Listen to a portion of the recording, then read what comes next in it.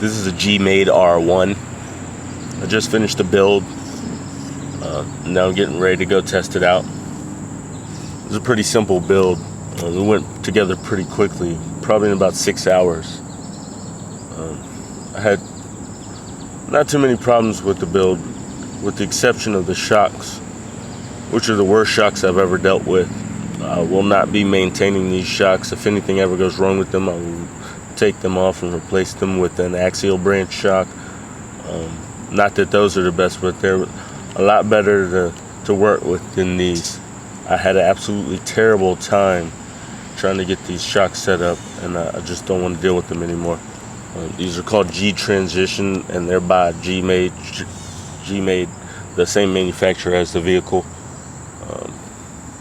They may perform well, but they were a terror to put together. The oil, it was horrible to put the oil in. I used green slime to build the shocks, and they're still leaking. Just overall bad in general. I won't be using those anymore. I switched out all the screws for RC Screws G1 screw kit.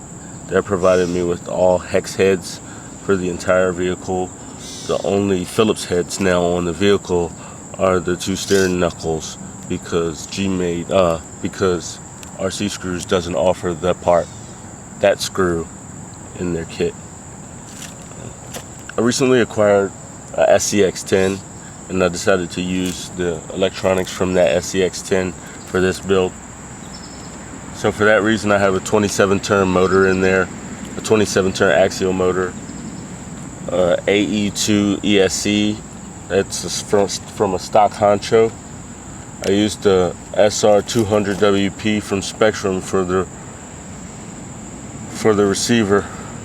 I use this because it offers a little bit more protection from the elements, so you don't have much space to put things in this vehicle. So the ESC and the receiver are sitting right up front. The waterproof receiver from Spectrum offers a closed design, which will stop dirt from getting in there and stopping it from working right. As I said, I used all axial electronics. That includes the axial AS3 servo. Not the best servo, however, it is a Metal Gear servo, and it does work fairly well in wet conditions. I try not to put it through too much, but it will not stop in a little bit of water, so that's a good thing. Pretty simple on the paint job as well. I used Spastics holographic paint. It worked well. The effect works well, except for this particular Lexan that came with this body offered a film on both sides. Due to that film being on both sides, I thought that maybe I didn't have to wash the Lexan before painting. Big mistake. I'll always be washing my Lexan from now on. So that leaves a little smears in there. I don't think the camera's picking up on it, but there's a few swirls and smears in there, and that's simply from me not washing the Lexan. Other than that, I had to say the holographic effect from Spastics works really well.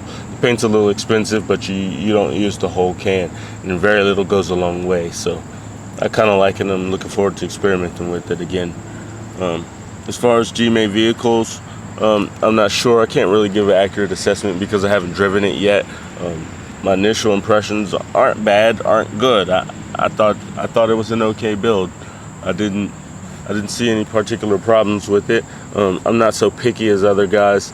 I'm not a competition crawler. I'm a sport level RC enthusiast, and that's how I intend to use this vehicle. I said before I went with the 27-turn brushed motor. This gives me a little bit more speed. This is called a rock buggy, so I wanted to have a little speed. I used a droop setup in the shock, so it's sitting quite a bit lower than it could be. This is to help with the speed. I don't need another crawler. I figured this could do a little climbing and stuff. I can do plenty of my crawling with my axial vehicles, and this should be able to do quite a little bit of crawling too. It has a decent amount of articulation. and I expect it to do fairly well. I don't expect it to fail. I've heard bad reviews about the wheels, but as you can see, I'm out in the field and I'm about to go test it out. You can see I'm putting the first dirt on it right there. So looking forward to checking this one out and seeing how she performs, especially with the axial setup in there. I have an AE3 and the I think this is AE2 in another vehicle, and I don't mind the performance. It works well for me, and I don't see the need to change it out of there. So the one thing I have to say is my regular size lipos will not fit in the battery compartment stock, so I'm using a smaller trackless lipo. I don't think this is going to last very long, so I'm going to have to find some sort of solution for that.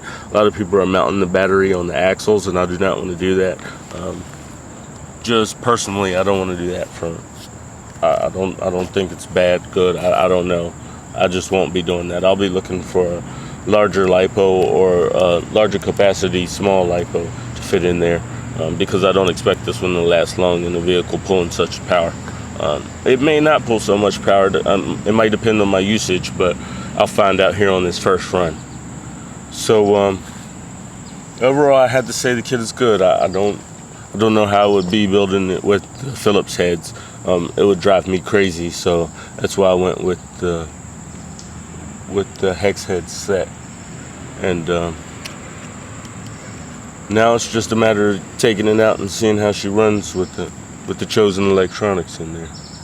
So that's about it for G-Made R1 Rock Buggy. There'll be a first run video coming up.